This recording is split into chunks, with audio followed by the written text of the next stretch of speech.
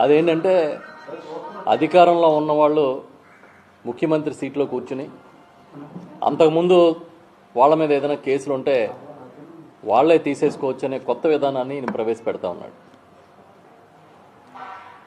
ఈయన తాను చాలా నిజాయితీపరుణ్ణని నమ్ముతూ ప్రజలందరినీ నమ్మించాలనే ప్రయత్నం నిరంతరం చేస్తూ ఉంటాడు. అవినీతి చేసేది ఆయనే, విచారణ జరిపేది ఆయనే, తీర్పులు ఇచ్చుకునేది ఆయనే, కేసులు మూసేసుకునేది కూడా ఆయనే. ఇది కొత్త స్కిల్. ఇది ఇంతకుముందు ఎప్పుడు ఈ స్కిల్ ఆయన ప్రదర్శించలేదు. తాజాగా తీసుకొచ్చిన ఈ నైపుణ్యం ఏంటంటే తన మీద ఉన్న తీవ్రమైన ఆరోపణలు, జైలుకి వెళ్ళిన కేసును కూడా ఆయనే దీన్ని నీరుగార్చుకునే ఒక కొత్త విధానాన్ని ప్రవేశపెట్టుకున్నాడు.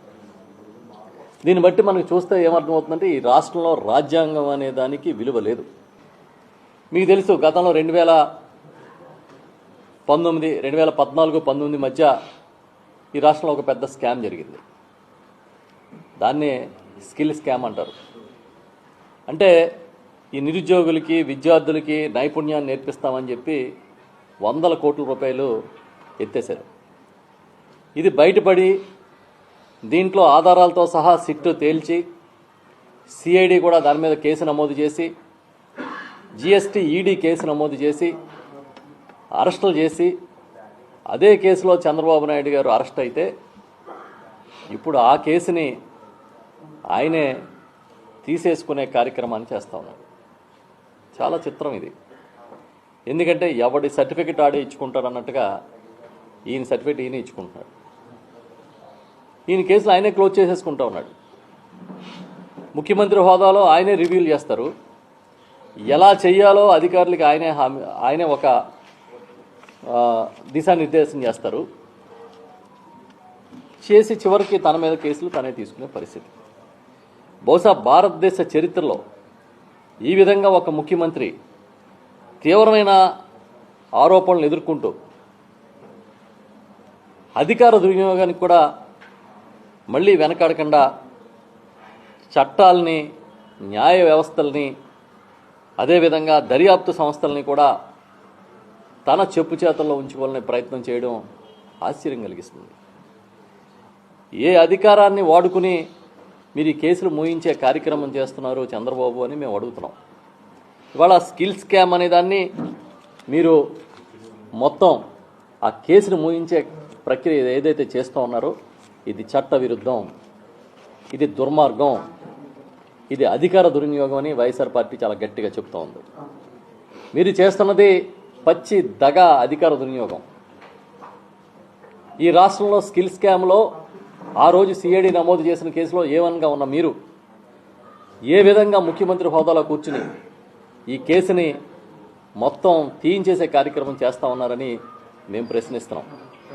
ఏ కేసులో అయితే ఆయన జైలుకి వెళ్ళాడో, ఏ కేసులో అయితే బెయిల్ మీద ఉన్నాడో ఆ కేసుని చంద్రబాబు నాయుడు గారు ఎలా తీయించుకుంటున్నారు, దానికి సిఐడి ఏ విధంగా ఒక టూల్ లాగా ఐఏఎస్, ఐపీఎస్ అధికారులు పనిచేస్తున్నారని మేము అడుగుతున్నాం. ఇప్పటికీ చంద్రబాబు గారి బెయిల్ని సవాల్ చేస్తూ ఒక పిటిషను సుప్రీంకోర్టులో పెండింగ్లో ఉంది. సుప్రీంకోర్టులో అంటే దేశ అత్యున్నత సర్వోన్నత న్యాయస్థానంలో ఈ అంశం పెండింగ్లో ఉంటే ఏ విధంగా దీన్ని మూసివేయడానికి సిఐడి ముందుకు కదులుతుందని మేము అడుగుతున్నాం. ఈ ఏపీ ఎస్ఎస్డిసి ఆ స్కిల్ డెవలప్మెంట్ కార్పొరేషన్ ఏదైతే ఉందో దాని చైర్మన్గా ఉన్న అజయ్ రెడ్డి గారు కంప్లైంట్ ఇస్తే ఈరోజు మీరు ఆ ఎండీగా ఆ రోజు పనిచేసిన బంగారరాజు అనే అధికారిని బెదిరించి మీరు ఇవాళ దానికి సంబంధించి మిస్టేక్ ఆఫ్ ఫ్యాక్ట్స్ కింద మీరు తీసుకుంటున్నాం, మీరు ఎందుకు దీన్ని మేము వెనక్కి తోడకూడదు అని చెప్పి ఒక నోటీస్ ఇచ్చారు. మరి మీరు నిజంగా చైర్మన్ కదా ఆ రోజు కంప్లైంట్ ఇచ్చింది, మీరు ఎండీకి ఎందుకు ఇచ్చారు? అంటే ఒక అధికారిని అయితే బెదిరించి చెప్పు చేతలో పెట్టుకోగలుగుతామని,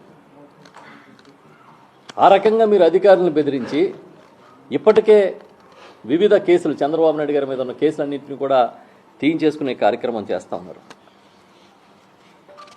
మరి రేపు పొద్దున ఇదే విధానం మీరే చాలా గొప్ప దార్శనికుడని మీరే కితాబిచ్చుకుంటారు కదా. ఇదే విధానం ఈ దేశం మొత్తం మీద మిగతా ప్రజాప్రతినిధులు, మిగతా అత్యున్నత స్థానంలో ఉన్న నాయకులు కూడా అమలు చేస్తే సామాన్యుడి పరిస్థితి ఏంటి, చట్టాల పరిస్థితి ఏంటి అని అడుగుతున్నాం మేము.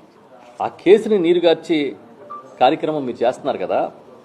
మీరు సిఐడి చేసేది ఒకవేళ కరెక్టే అయితే, మరి ఆ రోజు జిఎస్టీ ఈడీ కదా అసలు ఒరిజినల్గా కేసు పెట్టింది, అరెస్టులు చేసింది జిఎస్టీ ఈడీ కదా.